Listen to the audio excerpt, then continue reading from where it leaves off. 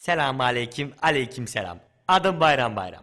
Bayram bayram bayram bayram bayram bayram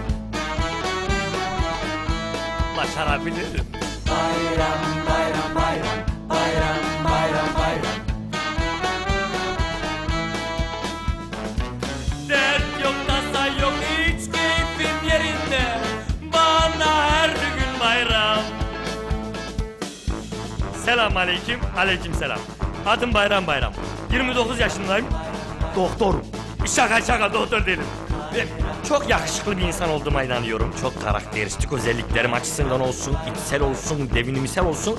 Her şekilde kendimi insanlara yakın tutan, ana böyle hanımcık, ne babuşu gibi bir oğlanım.